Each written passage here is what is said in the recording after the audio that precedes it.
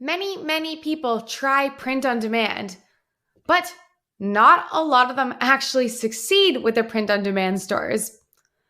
And usually those are the first people to be commenting on all of my videos that this is now too saturated, that no one can be successful in this.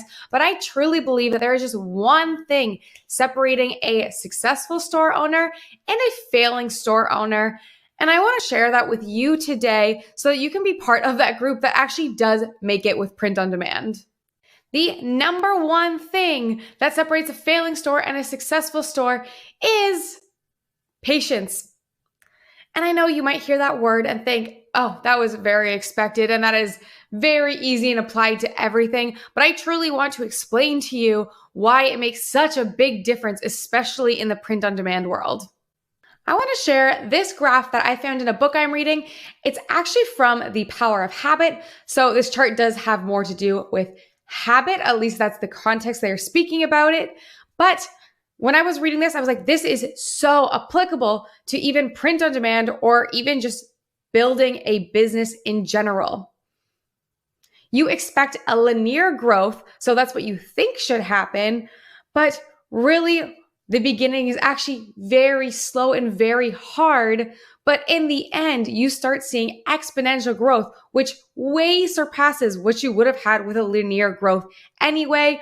But here's where everyone drops off is because they're expecting this linear growth. And within 1 month, when they're not seeing any results, they give up before they can even reach this upwards turn. There are 4 different reasons that I can justify why patience is so important for you with print on demand. And number 1 is accepting your learning phase. The learning phase is where you're learning how to design, you're learning how to list, you're learning Printify, you're learning Etsy. It is this big influx of information, and your first designs aren't going to be that great. I have mentioned it so many times before that your first designs and your first listings are going to be really bad. Mine were, and in the moment you might not think so, but if you end up doing this for a few months, I guarantee you're going to look back at your oldest listings and you are going to see why they did not sell. It is hard when you're just learning to find the reason something might not sell, but once you are way more experienced in designing, in research, keyword research, your SEO, it becomes so apparent later on what you are missing early on. So the learning phase is huge, and that's going to require quite a bit of patience when you are first starting out because there is a lot to learn. Number 2 is early on, you're going to be testing. You're going to be testing new designs. You're going to be testing new niches. Not every niche sells for everybody.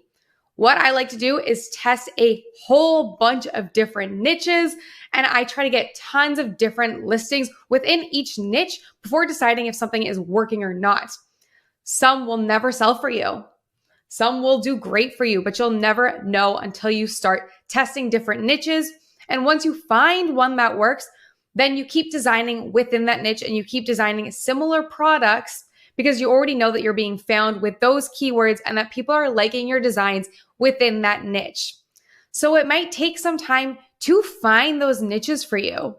But once you have them, you can really hone in and just take over that niche. That is a reason I do not share my store. Well, one of the reasons that I do not share my store is because I have a few niches that I have taken over. I am one of the very few designers within those niches, and they took a long time to find, and I'm still finding new ones, but I do not want a bunch of new people within that niche because it is mine. And it was actually very hard to come up with. It was so much testing. And people who are successful, I have found they have found their niche. They aren't only designing within their niche. They can be doing tons of different ones within one store, but it's usually just a few of their different niches that are bringing in majority of their sales. And then same with finding your best-selling niches, it's finding your best-selling designs. With print on demand, not all hours are created equal. You could spend 10 minutes creating a design that brings you in thousands and thousands down the line. Or you could spend an hour working on a few designs that bring in nothing.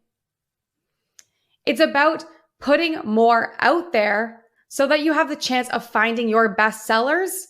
So don't expect all 50 of your new listings to sell. Maybe one's going to sell, but maybe it's going to sell thousands of times. So it'll make up for all of the other work. So everything's testing, testing, testing until you find out what works for you, until you start to catch fire. Another reason patience is so important is because of how Etsy works. And there's a few different aspects to this, but the first reason for Etsy and patience is that people do not trust your store early on. People are way more hesitant to buy from a brand new store that has no sales and no reviews. Your conversion rate is going to be significantly lower when you first start out. My conversion rate now is about 3%, but when you're starting out, it could be less than 1% because people are hesitant to buy something that has no social proof yet.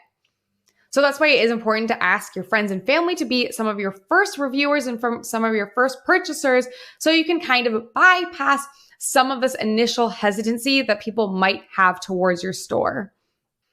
And then another Etsy reason patience is really important is because of their ranking system.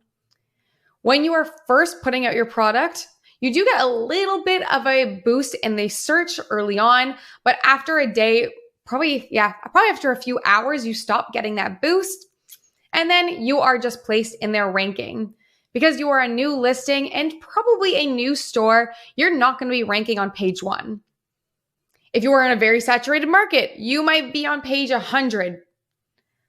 Hopefully you're within under 10 still, so people can still find you. But even if you're on page 10, it might take a lot of time for someone to find you on page 10. But what happens when they do is they buy from you and they leave a good review and you start ranking a little bit higher. Now it's a little bit more easier for people to find you. You're now on page 5 for a lot of people. So more people are purchasing from you, more people are leaving reviews. You go up even higher. And that's how it kind of works. You need to be proving that you are a good seller, that people are liking your products, and Etsy will reward that and start ranking you higher for it. Some do sell right out the gate, but I've had some that have been listed for months, never made a sale, and then it sold once, and then it just kept selling because I started climbing the ranks even later on. So that's why I tell people you don't even need to go turn off old listings unless you just didn't want to renew them if they expired, if you don't think that they're going to sell anymore. But if you still believe in a product and it hasn't sold yet, don't take it down.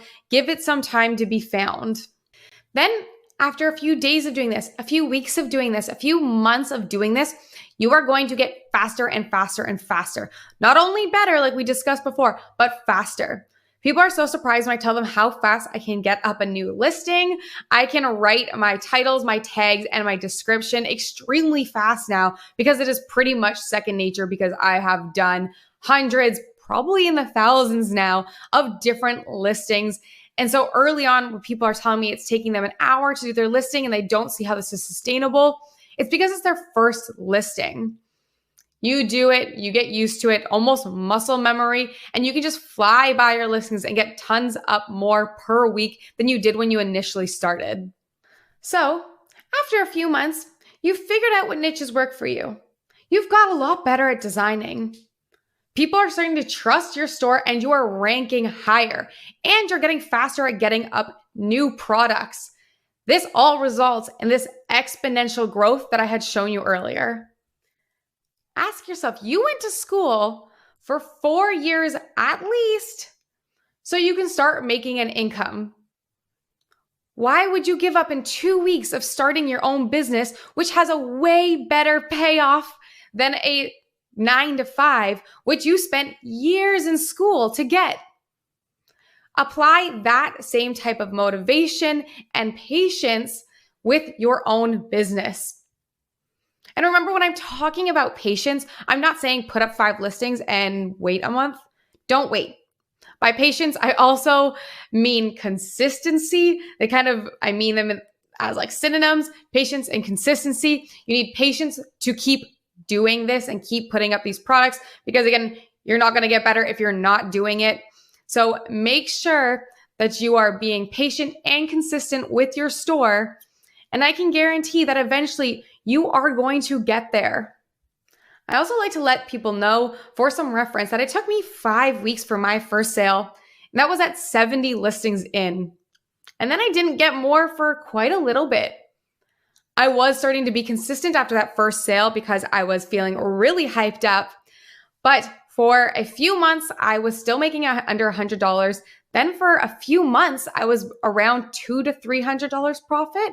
And then I got to that exponential growth. It literally went from $300 one month to $5,000 profit to $10,000 profit to $12,000 profit. And I have not gone under $4,000 in profit since then. Thank you guys. I hope this helped. I hope that if you are feeling demotivated, that this was the push to just keep going and to remember that that's very normal and that this is the reason that tons of others have dropped out.